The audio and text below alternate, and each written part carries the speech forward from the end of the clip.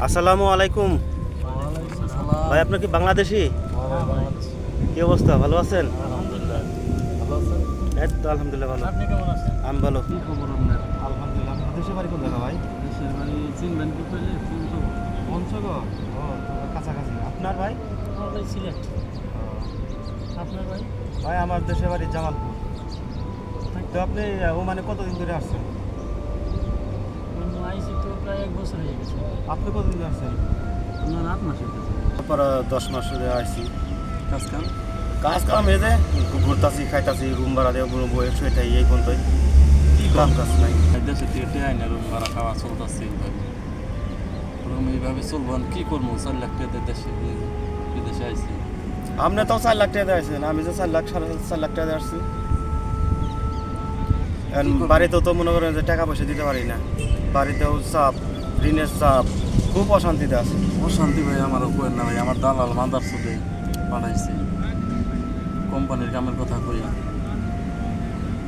আর করেন না। Free visa দিছে, মানে যে পতাকা করে দিচ্ছে, কাজ দেয় নাই, এমন একটা পরিস্থিতি। 8 মাসে আইছি, 2 মাস এক জায়গায় কাজ করছি, তার টাকা মার গেছে, আর আমি বসে আছি। এই 2-3 দিন আগে বাড়ি থেকে 10,000 টাকা আনলাম, রুম ভাড়া থেকে খাইতেছি, এইভাবে চলতেছি, এমন একটা পরিস্থিতি। কি করবেন? তো ভাইকে আপনি টাকা পয়সা কিছু পাঠান নাই? আরে ভাই, টিয়া পয়সার কথা এক খালালা উদ্দেশ্যে পড়ার হয়নি, বিশ্বাস করবেন না ভাই। আমাদের দালাল কুইয়া পাঠাইছে 60,000 টাকা মাস, প্রতি মাসে ওটা কোনো কোম্পানির কাজ। পরে কোম্পানির কথা হয়েছে, কোম্পানি দেয় নাই, মানে দেখাই করে নাই, পতাকাটাতে করে দেখেছে, দেখাই করে নাই, এমন একটা পরিস্থিতি। আর এই দেখেন, আমরা গরিব মানুষ, হয়তো নয় আমার কয় লাখ টাকা, 4 লাখ টাকা খাইছে, ওর ফ্যামিলিটা বাঁচছে। আর দেখেন এরকম কত মানুষের, কত ফ্যামিলি নষ্ট করে ফেলায়, কত মানুষের সমস্যা করে, জীবন এত শেষ করে দিয়েছে।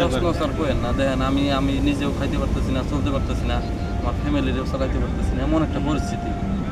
কী করবো ভাই, দুঃখের কথা। আমার ফ্যামিলির অবস্থা খুব খারাপ হয়েছে। আমার দেশে 5 লাখ টাকা ঋণ, 3 লাখ টাকা প্রবাসী ব্যাংকে, 2 লাখ টাকা সুদের উপর নিচ্ছে, বুঝছেন? আমারও তো ভাইয়া কি অবস্থা, ঋণ ছাড়া আসলে প্রবাসী কেউ আসতে পারে না। ক্যাশ টাকা থাকলে কি আর কেউ প্রবাসী আসতে পারে?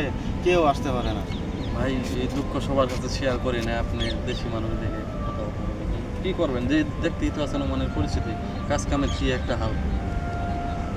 প্রথম তো ভাবতাম মানে 1 রিয়ালে বাংলাদেশে 320 টাকা।